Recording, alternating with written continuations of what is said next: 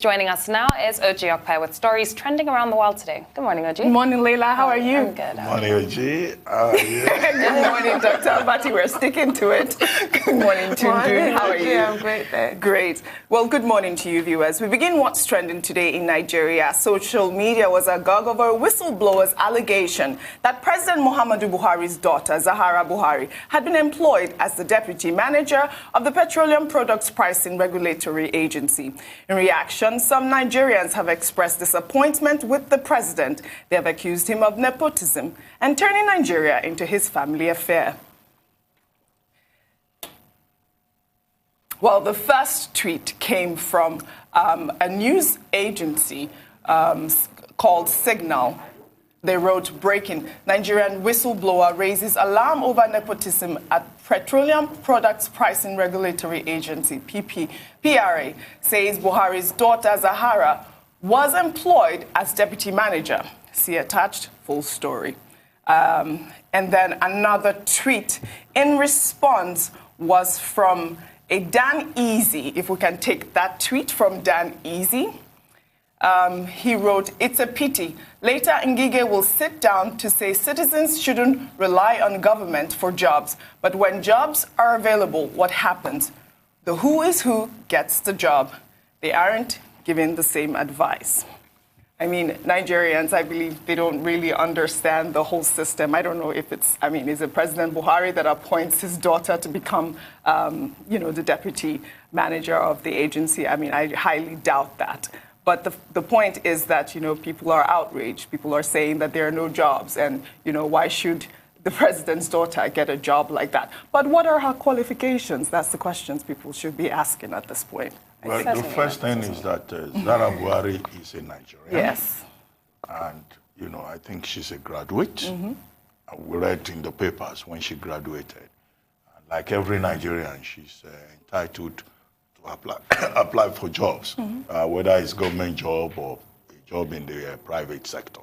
Mm-hmm. So to that extent, on the surface of it, whether she's the daughter of the president or not, does not matter. She's first and foremost a citizen with rights and also perhaps obligations. But I guess why Nigerians are concerned is because she's been given the position of a deputy manager. Yeah. And the assumption is that she's able to get a job with the PPPRA, because she's the daughter's president. The president's daughter. The president's daughter. Right. That's a suspicion. So the assumption is, did she go through due process? Did she apply like everyone else? Was the process of her recruitment fair?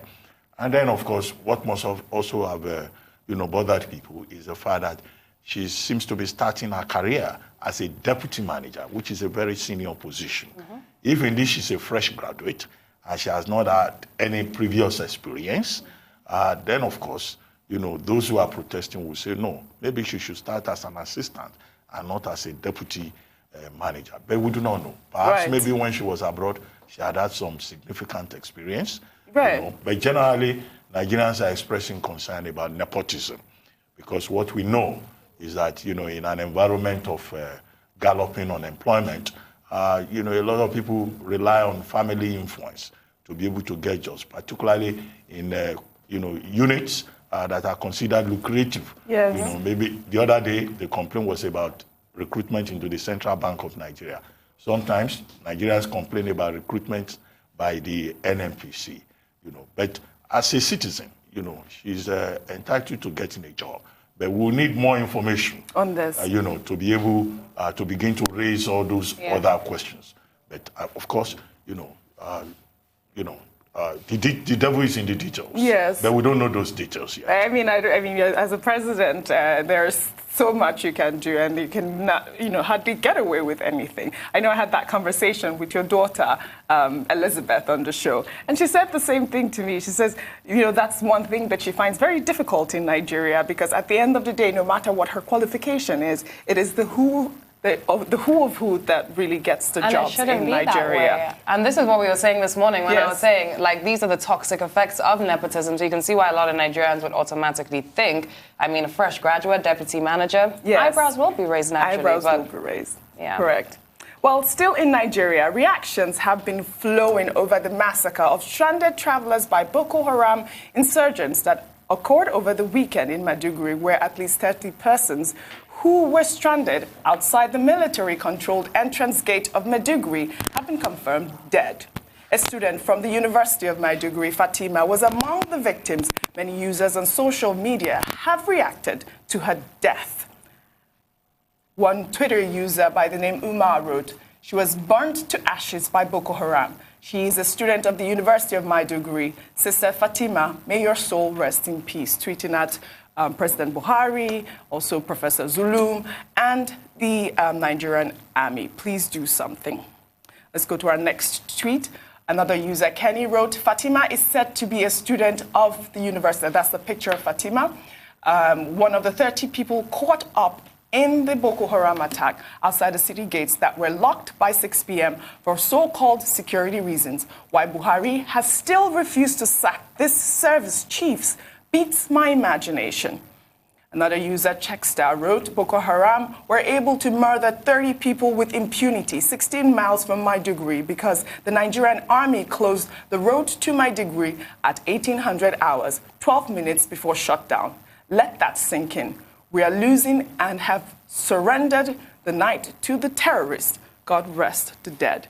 This is such a sad story. Really tragic, and it's quite disappointing that the theatre commander of Operation Lafia Dole's response was, well, there is a curfew, and if people are not lawful, then there's nothing that can be done to protect them. Yes. You're not supposed to be on the streets. The directives are out. I just think that's a really unsatisfactory response, considering the level of carnage that took place. Completely tragic. It's such a tragedy. Tragic. I mean, I really don't understand the meaning of that. Now, what's the purpose of that curfew, and why can't they have patrol army officers right in front of the gate at the time the curfew occurs, so that if there are stranded people like these people, they can let them in? I mean, I don't understand what that could be. Well, I think that's close to the point that Dr. Abati also raised earlier about, Yes, well, I mean, the major point, Yes. as I said earlier when we discussed this, is that, look, the job of the military on that stretch of road, Maiduguri, Damaturu Road, is not to give excuses. Their primary job is to ensure the security of lives and property. And it's very sad that this particular incident at Auto village, happened. Auno village, occurred just about a few, kilometers away from, the gate into Maiduguri.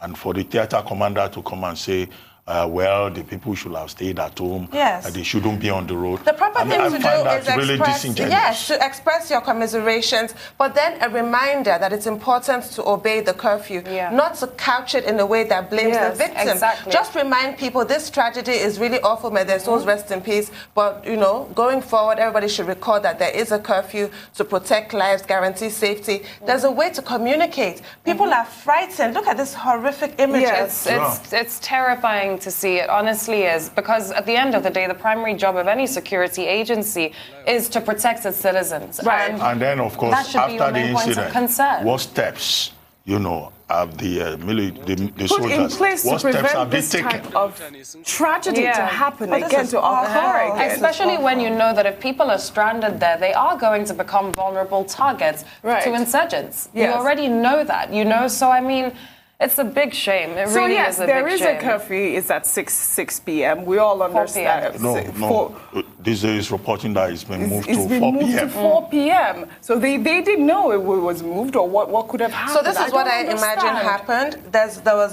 were people traveling. So some members of the public might not have been aware. Yes. And this is how we all place our trust in people. And we just have blindly been driven around, and we have no idea. And then this horrific thing has happened to them, and it's really sad. It's really, really, really sad, honestly. Well, we also hope that steps will be taken to prevent this kind of situation.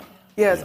But the lady that has been trending on social media, the young woman, Fatima, has been trending on social media. I mean, the fact that, she's just a university student. It's awful. She's just, starting her life just got burned to death the way that she died. Everyone is vulnerable. Yes. Yeah. I mean, it's a tragic situation. Thank you very much, Ojy. Thank you, Dr. Bati. Thank you. You've ended this on a sad note today. I am sorry today. I mean, I really don't like taking sad stories, but this is a huge conversation that needs to continue to be discussed. Maybe never be in the wrong place at the wrong time. Yes, absolutely.